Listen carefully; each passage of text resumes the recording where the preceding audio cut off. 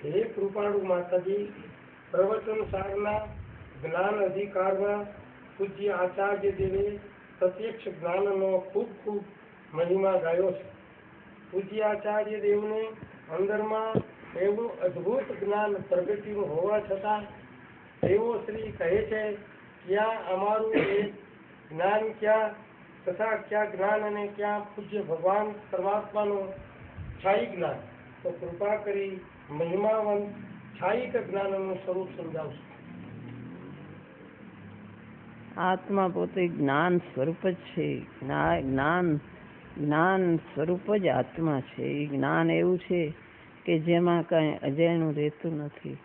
જે જ્ઞાન અનંતતાથી ભરેલું છે એવું જે જ્ઞાન, સહજ જ્ઞાન, એ જ્ઞાન પ્રગટ, એની જે વિતરાગ દશા પ્રગટ થાય એમાં એ જ્ઞાન પ્રગટ થાય છે.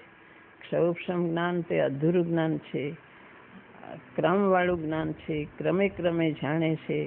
એમાં અવગ્રહ, યા અને અવાય ને ધારણા બધું થાય ત્યારે એ જ્ઞાન તે ઓછું જણાય છે, પૂરું જણાતું નથી, મલિનતા વાળું છે. એવું જ્ઞાન એટલે આચાર્યદેવ કહે છે કે આવું ક્ષૌક્ષમ જ્ઞાન અમારે જોતું નથી. અમને પૂર્ણ જ્ઞાન, સહજ જ્ઞાન, જે સહજ સ્વરૂપે પરિણમી ગયું એવું જ્ઞાન, જે વિતરાગ દશામાં પ્રગટ થાય એવું જ્ઞાન અમને હો. આ ક્ષૌક્ષમ જ્ઞાન તો વચ્ચે આવે છે. મૂળ પ્રયોજનભૂત જ્ઞાન થાય અને સ્વાનુભૂતિ થાય, અને વિશેષ જ્ઞાન હોય અને ક્ષૌક્ષમથી શ્રુત જ્ઞાન પણ વિશેષ હોય છે. પણ એ ક્ષૌક્ષમ જ્ઞાન એકદમ વિશેષ હોય, 14 પૂર્વનું જ્ઞાન હોય તોય તે ક્ષૌક્ષમ છે. એ કાંઈ કેવળ જ્ઞાનમાં જે પ્રગટ થાય, જે કેવળ જ્ઞાન રૂપે સહજ રૂપે પરિણમેલું જ્ઞાન, જેમાં કોઈ જાતનો વિકલ્પ નથી, કોઈ આશ્રય નથી પરનો, જે ઇન્દ્રિયો દ્વારા પ્રવર્તન કરતું નથી, જે અતિન્દ્રિય જ્ઞાન છે, જે સહજ રૂપે, જે સહજ સ્વભાવ આત્માનો જેવો છે તેવા સ્વરૂપે જે પરિણમી જાય એવું જે જ્ઞાન, તે જ જ્ઞાન, તે ખરું જ્ઞાન છે. આ તો ક્ષૌક્ષમ જ્ઞાન છે, ઇન્દ્રિયજનિત જ્ઞાન છે, પરના આશ્રય પ્રવર્તનારું જ્ઞાન છે, પૂરું જણાય નહીં એને ખેદવાળું જ્ઞાન છે. એ ખેદ થાય. આ તો સહજ જ્ઞાન, જે જ્ઞાન તરફ ઉપયોગ મૂકવો પડતો નથી, સહજ એક સમયમાં આખા લોકાલોકને પહોંચી વળે છે.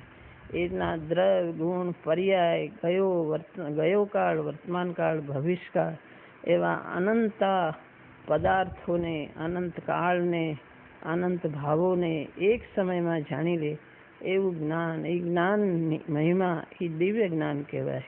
જે જ્ઞાન બધું જાણે તે જ્ઞાન. જ્ઞાન એનું નામ કહેવાય કે જેમાં કાંઈ અજાણ્યું નથી, જે અનંત, જેનો પાર નથી, જે અમર્યાદિત છે, જેમાં કોઈ મર્યાદા નથી, એવું જે જ્ઞાન, તે જ્ઞાન દિવ્યતા ભરેલું છે. બાકી ક્ષૌક્ષમ જ્ઞાનની મહિમા નથી, પણ પૂર્ણ જ્ઞાનની મહિમા છે.